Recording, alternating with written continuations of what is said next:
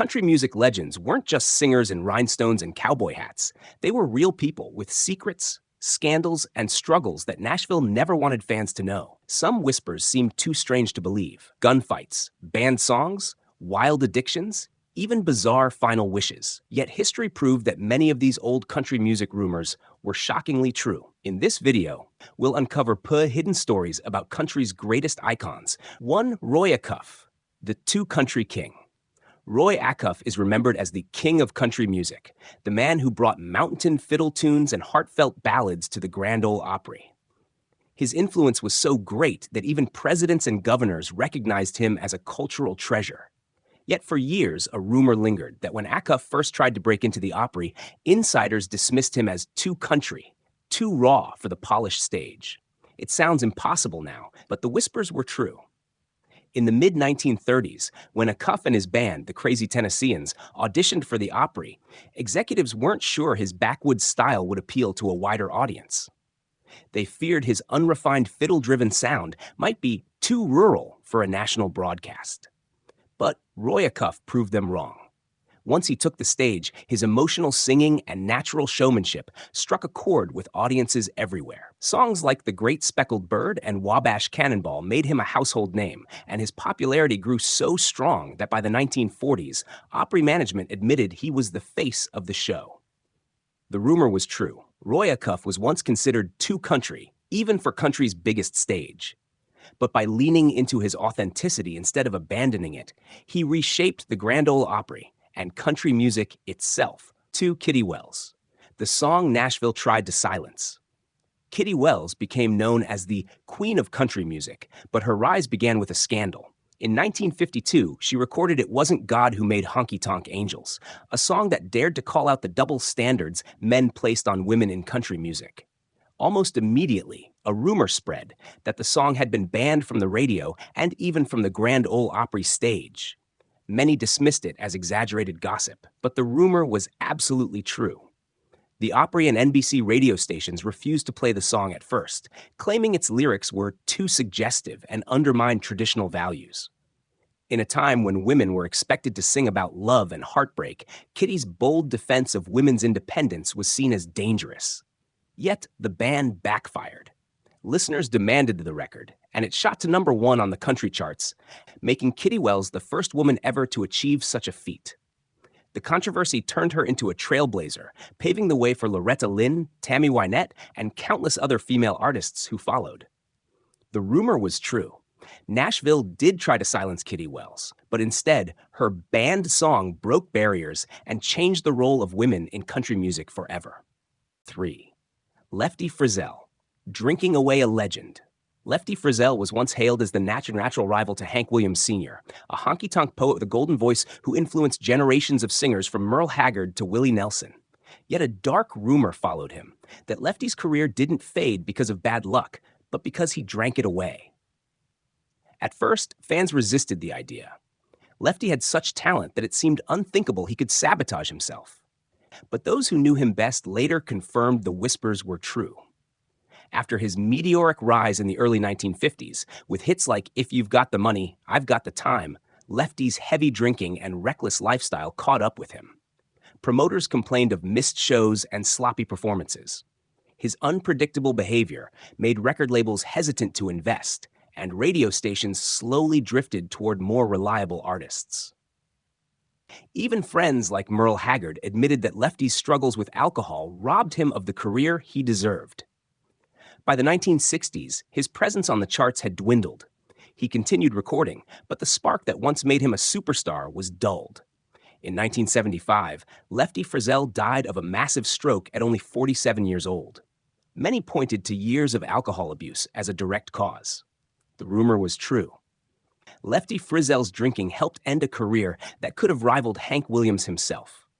His tragic downfall became both a warning and a legend in Nashville, a reminder of how quickly talent can be consumed by addiction. 4. Ernest Tubb, the night he drew his gun. Ernest Tubb, the Texas troubadour, was one of the Grand Ole Opry's brightest stars, famous for walking the floor over you and his warm down-home charm.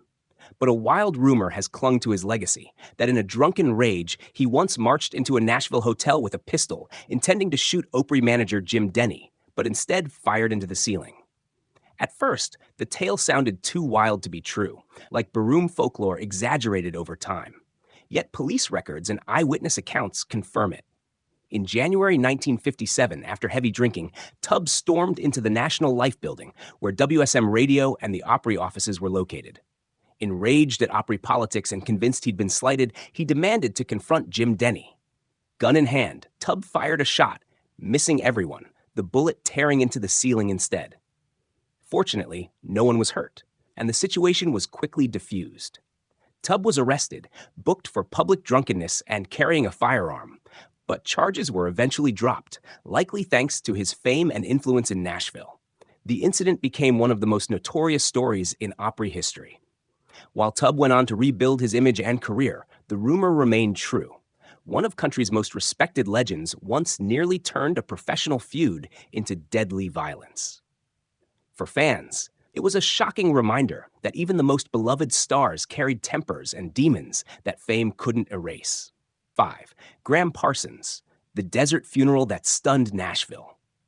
Gram Parsons wasn't a mainstream country star, but his fusion of country and rock with the Byrds and the Flying Burrito Brothers left a permanent mark on the genre. For decades, a bizarre rumor followed his death, that his friends stole his body and tried to cremate him in the California desert. It sounded too outrageous to be true. But in 1973, after Parsons died of a drug overdose at just 26 years old, the strange tale unfolded exactly as whispered. Parsons had once told friends he didn't want a traditional funeral. Instead, he wished to be cremated in Joshua Tree National Park, where he often found peace and inspiration. Two close friends, Phil Kaufman and Michael Martin, took his words literally. They intercepted his coffin at the Los Angeles airport, drove it to Joshua Tree, and attempted a makeshift cremation by dousing it in gasoline and setting it ablaze in the desert. Authorities quickly caught up with them, and though they were arrested, the crime amounted to little more than misdemeanor charges. The act shocked Nashville and Hollywood alike.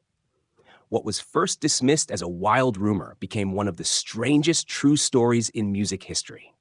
Gram Parsons' desert funeral remains legendary, a rebellious final chapter for a man who spent his short life blending genres and defying convention. The rumor wasn't just true, it was almost too unbelievable to believe. 6. Hank Snow, the pain behind the voice. Hank Snow, the singing ranger, became one of country music's longest-lasting stars, with a career that stretched from the 1940s into the 1980s. Known for hits like I'm Movin' On and Hello Love, he projected confidence, elegance, and the image of a man who had conquered the world. Yet a haunting rumor followed him that his childhood in Nova Scotia was marred by brutal abuse at the hands of his stepfather. At first, some dismissed the whispers as too dark to be true. Snow's songs often spoke of freedom and travel, not of pain and trauma. But in his autobiography, The Hank Snow Story, he confirmed the rumor. Snow revealed that after his father abandoned the family, his mother remarried, and her new husband became a source of terror. The boy who would grow up to sing of the open road spent his youth in fear, suffering frequent beatings and humiliation. The abuse left lasting scars, shaping both his determination to escape and the sense of longing that ran through his music.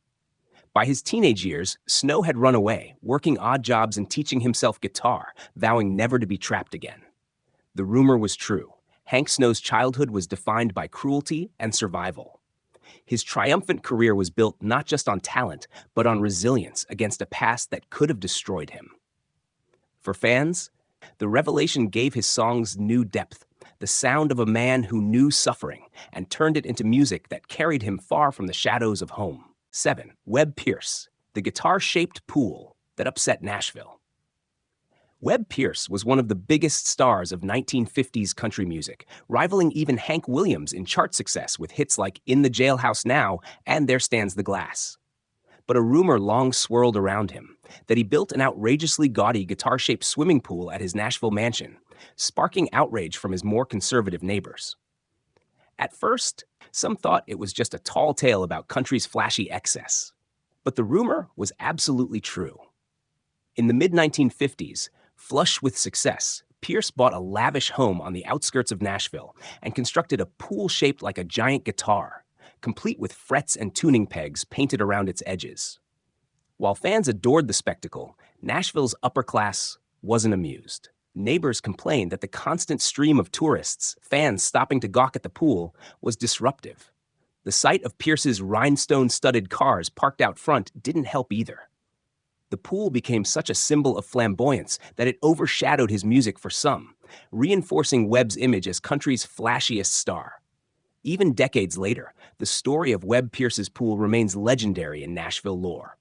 It was true. He really did flaunt his success in the most literal way possible, by swimming in a giant guitar. For fans, it captured both the charm and controversy of Webb Pierce, an artist who lived as loud as he sang and who didn't mind if his neighbors disapproved. 8. Buck Owens, the success he secretly regretted. Buck Owens brought the Bakersfield sound to life with twangy guitars, sharp lyrics, and raw energy. Songs like Act Naturally and Together Again made him a legend, while his long run as co-host of Hee Haw turned him into a household name. Yet a persistent rumor followed him, that despite the fame and fortune, Owens privately regretted spending so many years on the Cornball TV show. At first, fans didn't believe it. Buck seemed at ease cracking jokes in overalls alongside Roy Clark, surrounded by pickers and singers in a comedy country format. But in later interviews, Owens admitted the rumor was true. While Hee Haw gave him exposure and steady income, he felt it boxed him into a caricature. Instead of being remembered as a serious innovator of country music, he feared he was being seen as a television clown. Friends confirmed that Owens struggled with this dual identity.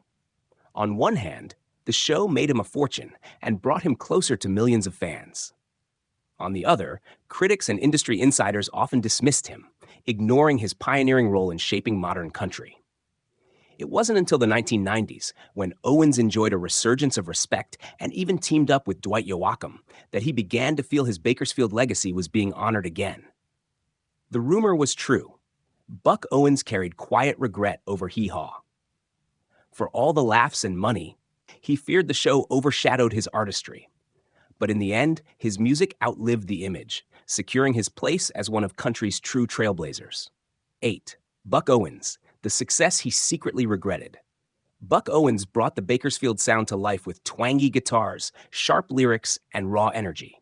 Songs like Act Naturally and Together Again made him a legend, while his long run as co-host of Hee Haw turned him into a household name. Yet a persistent rumor followed him, that despite the fame and fortune, Owens privately regretted spending so many years on the Cornball TV show. At first, fans didn't believe it.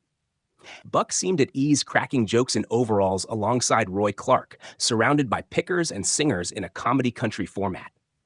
But in later interviews, Owens admitted the rumor was true. While Hee Haw gave him exposure and steady income, he felt it boxed him into a caricature.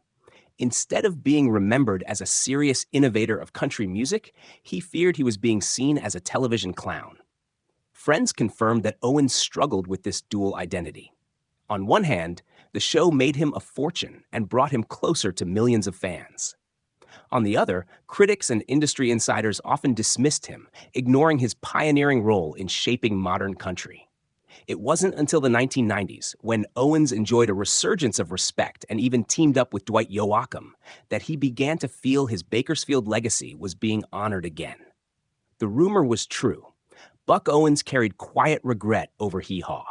For all the laughs and money, he feared the show overshadowed his artistry. But in the end, his music outlived the image, securing his place as one of country's true trailblazers. Bạn có muốn mình tiếp tục với nhân vật số 9 Minnie Pearl không? 9. Minnie Pearl, the smile that hid her struggle. Minnie Pearl, with her famous price tag hat and infectious "Howdy" greeting, was one of the Grand Ole Opry's most beloved stars. To audiences, she was the eternal comic, a bundle of laughter who made country music feel like home. Yet a rumor shadowed her later years, that she kept a painful secret from fans, hiding her battle with cancer while continuing to perform. At first, many dismissed it as whispers, since Minnie never showed signs of slowing down. But the rumor proved true. In the mid-1980s, she was diagnosed with breast cancer, a disease she kept quiet about while she underwent surgery and treatment. For years, she chose to remain silent publicly, determined that audiences should remember her for her joy, not her suffering. Eventually, Minnie did open up. She became one of country music's first major figures to speak openly about breast cancer, using her story to encourage women across America to get screenings and face the disease with courage. Her honesty helped remove stigma from the diagnosis at a time when many preferred silence. The rumor was true. Minnie Pearl carried her illness quietly, even while still wearing her hat and price tag on stage. When she finally revealed the truth, she turned her personal struggle into hope for others, proving that behind her comedy was a woman of remarkable strength. 10. Charlie Daniels, Too Rock for Country, Too Country for Rock. Charlie Daniels will forever be remembered for The Devil Went Down to Georgia, a fiery anthem that crossed boundaries between country, rock, and bluegrass.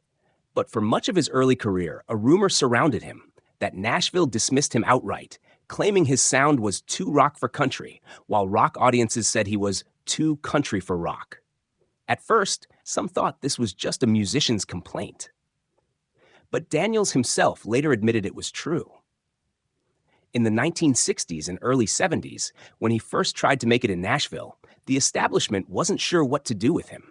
His fiddle-driven jams and long-haired Southern rock style didn't fit the polished image that Music Row wanted. Record labels often passed, uncertain that he could be marketed to a mainstream audience. Even when he played with Bob Dylan and Leonard Cohen as a session musician, Daniels still struggled to find acceptance as a solo artist. But instead of changing his sound, he doubled down. By the mid-1970s, the Charlie Daniels Band carved out its own lane, blending rock riffs with country storytelling. When The Devil Went Down to Georgia became a smash hit in 1979, Nashville could no longer ignore him. The rumor was true. Charlie Daniels was rejected for being too rock in his early years. But by refusing to conform, he rewrote the rules and proved there was room for his Southern rock country fusion. His defiance turned what was once a weakness into his greatest strength.